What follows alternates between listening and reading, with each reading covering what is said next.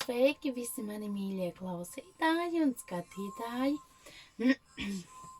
Mani sauc Kristīne, un šodien es jums izlikšu eņģeļu terapijas kāršu tātad salikumu laika posmā no 11. līdz 18. novembrim. Tātad laika posmā no 11. līdz 18. novembrim. Tātad, kas mūs sagaida? Kā mums būtu jāpievērš uzmanība? Un kas mums būtu jāzina? Tātad laika posmā no 11. līdz 18. novembrim. Mīļie eņģelīši, sakat mums tā. Mani mīļie eņģelīši, sakat tātad divas kārtas jau lūk runā pašas par sevi. Un tātad, eņģelīši, ko jūs vēl vēlaties mums pateikt? Posmā no 11. līdz 18. novembrim. Tāši. Es šoreiz izlikšu 5 kārtas.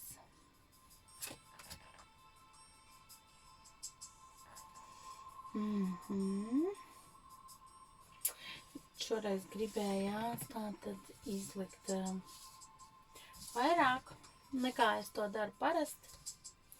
Pēc tam redzot, ja man tā gribējās, tātad tā ir jābūt. Tātad šis ir tas laiks, kad mēs esam ļoti jūtīgi pret ķīmijām, visādām rīcībām, procesiem, arī ēdienu un enerģijām tajā skaitā, ja. Tātad padomājam par to, kad arī attiecībās un visur, kur ir enerģija, arī attiecībās, arī mīlestībā ir enerģija, ja. Tātad padomājam, kā mēs varam attīrīt sev, jo, ja godīgi, arī es pati izjūtu sevis tieši vakar un šodien, cik es ļoti esmu jūtīgi pret pārtiku. Es ļoti bieži neesmu īstenībā tā ļoti jūtīga uz tādām lietām, bet vakar pat izbaudīju savu sācu un šodien, kad tomēr tam ir jāpievērš uzmanība. Šajā laukā saudzēsim sevi, tātad jebkuras savas emocijas, tātad arī tā ir... Tas ir pret jebko, pret ķīmiju, pret ēdienu, visādām enerģijām. Tātad mēģinam vairāk sevi šajā trauksmu pilnajā laikā un saglabāt mieru un mēģināt vairāk, teiksim, ieguldīt šo visu mīlestības enerģijā. Tātad arī, kas attiecās uz ēdienu, tātad ēdīsim vairāk to, kas nāk, kas ir augļi, dārzeņi, ieviešam mazliet mazāk gaļu, zivis, jā, arī varbūt nelielā daudzumā, vairāk tieši uz tiem dārzeņiem, varam sieru, piemēram, ēst dārzeņus. Man citreiz arī garšo, piemēram, sataisīt dārzeņus vienkārši ar sieru. Nu, tādā veidā sataisīt. Tātad ejam tālāk. Tātad ir laiks atteikties no lietām, kas bloķē jūsu sirds čakru, bloķē tātad jūsu pašu, bloķē jūsu sirds čakru, neļauj jums atvērties un tātad izpaust vairāk to mīlestības enerģiju, bet tieši vairāk aktivizējās naida un trauksmes enerģijas. Tātad palūdzam erceņģelim Rafaelam, lai viņš jums palīdz, lai viņš dziedina jūsu sirds čakras rajonu. Palūdziet, lai viņš jums dziedina jūsu sirds čakru un palīdz tajā, teiksim, visu to negatīvo, teiksim, pārvērst mīlestībā un piepildīt jūs ar mīlestību.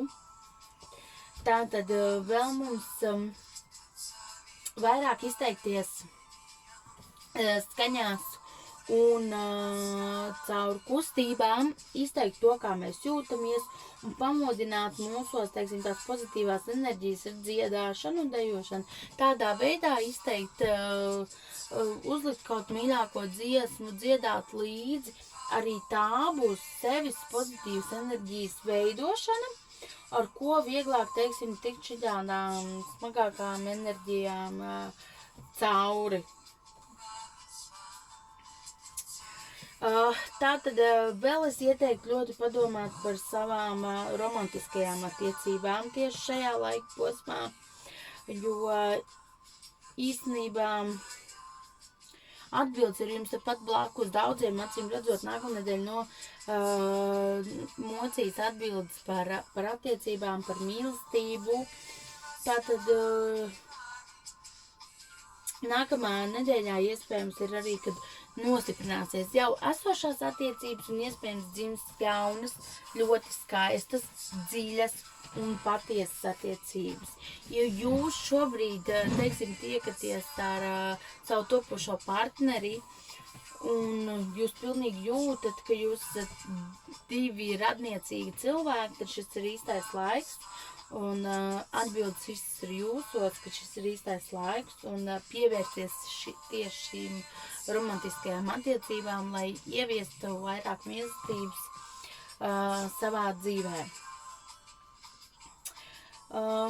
Tā kā šī brīža situācijas ir diezgan mazliet sarežģītas un arī smagas, vienalga tādā veidā mēs varam palūgt eņģeļiem, lai viņi ir mums blakus, palūdzat saviem sargeņģeļiem, palūdzat arceņģelim Mihailam, arceņģelim Rafaelam, lai viņi ir mums blakus un piepild mūs ar mīlestību. Arceņģelis Mihails, tas būs, kas atbrīvos mūs no šaubām un bailēm. Rafaels būs tas, kurš dziedinās mūs un pārvērtīs to visu mīlestībā. Palūdzat šiem eņģeļiem un tāpat arī saviem sargeņģeļiem, jo katram mīļai cilvēki, katram piedzimstot mums ir savs sargeņģelis. Citam pat tie ir 2, citam pat tie ir 3. Varbūt kādam pat vairāk. Pajautājiet, lai viņi ir jums blakus un palīdz tikt galā ar šīm situācijām, pārvarēt šo neziņu, jūsu trauksmi. Kaut kādā veidā tas, kas jūs ļoti iespaido, ļoti runājat ar eņģeļiem, tas ļoti šonedēļ palīdzēs. Laika posmā atkārtoju no 11. līdz 18. novembrim.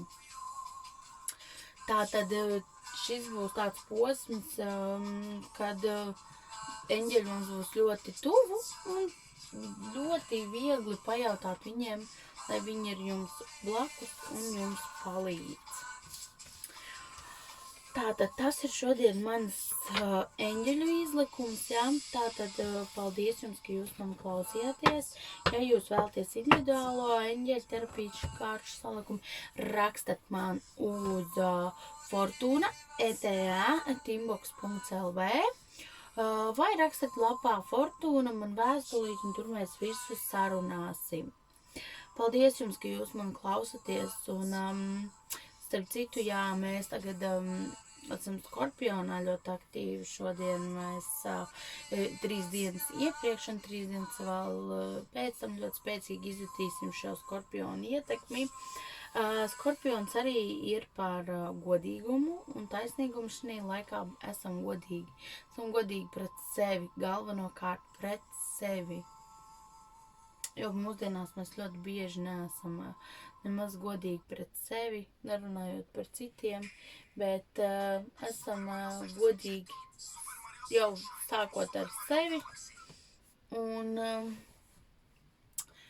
tāds būtu mans, teiksim, tāds papildus ieteikums. Paldies jums, ka jūs man tiešām, man mīļie, klausaties. Pievēršamies eņģeļiem, viņi vienmēr mūs vēro un ir tepat blakus un sargā mūs.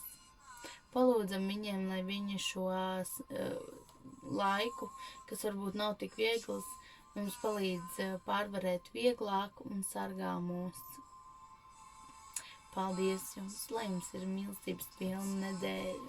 Un es ceru, ka jums noderēs šis mans padoms, lai jums viss izdodas. Atā!